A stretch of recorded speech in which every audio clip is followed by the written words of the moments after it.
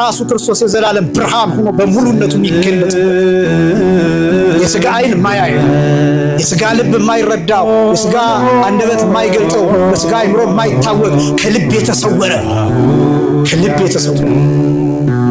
ይሄ ብርሃን የተገኘው ከየት? ይሄ ብርሃን የተገለጠው በማን በኩል? ጉዳዩ እሱ። ስለ እመቤታችን ስለ ቅድስት ድንግል ማርያም ስናነሳ ይሄን ነው የምናየው። እመቤታችን ቅድስት ድንግል ማርያም በነቢያት ትንቢት ውስጥ በሱባኤያቸው ውስጥ በሕልማቸው ውስጥ በመስዋዕታቸው ውስጥ አለ 5500 ዘመን የተጠበቀው እመቤታችን ቅድስት ድንግል ማርያም እስከምትገኝ ድረስ። አሁን ይሄ እመቤታችን የቅድስት ድንግል ማርያም የእሷ ነፃ ፈቃድ ብቻ አይደለም፣ አስቀድሞ የተጠበቀው ዘር እመቤታችን ቅድስት ድንግል ማርያም ናት። ትናንትና የጽንሰታ ታሪኳን ስትሰሙ እንደነበረው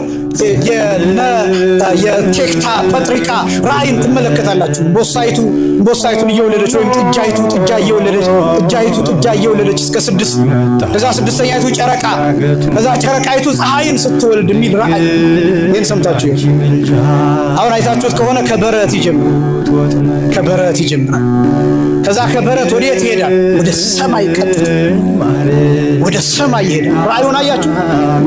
ከበረት በአንድ ጊዜ ወደ ሰማይ እንዴት መሄድ ተቻለ? ክርስቶስ በበረት ይወለዳል። ምንድነው ግን የሆነው? ክርስቶስ በበረት ሲወለድ ሰማዩ ወደ ምድር መጣ። በረቱ ሰማይ ሆነ። በረቱ ጽርሐ አርያም መላእክት አመሰገኑ።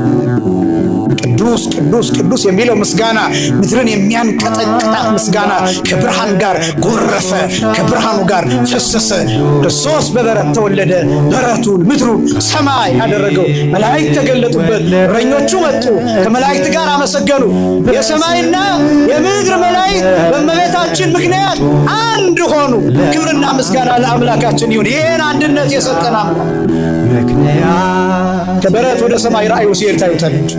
እንዴት ሆኖ? አሁን ስትመለከቱት ጥጃና ጨረቃ ምን አገናኛቸው? ጥጃና ፀሐይ ምን አገናኛቸው? በዘር አይገናኝ። ተመልከቱ። ምንድነው የሆነው? በምስጢረ ሥጋዌ ምንድነው የሆነው? በድንግል ማርያም ማኅፀን ምንድነው የተከሰተው ቢባል በባህሪ የማይመስለን ማለት እንደኛ የማይራ እንደኛ የማይጠማ እንደኛ የማይደክም እንደኛ የማይሞት ሩቅ ቃል አካላዊ ቃል መጥቶ ከድንግል ማርያም ከሥጋዋ ሥጋ ከነፍሷ ነፍስ ነስቶ እንደኛ ተራ ከብት እንዴት ጨረቃን ይወልዳል? ጥጃ እንዴት ጨረቃን ትወልዳለች? ጨረቃ ፀሐይን ወለደች ቢባል እሺ ይቀራረባሉ፣ በብርሃን በማዕረገ ብርሃን ይቀራረባሉ። ከብት ግን እንዴት ጨረቃን ወለደ ሊባል ይችላል? እንዴት እንዲህ አይነት አስደናቂው እኮ ነው የምላችሁ።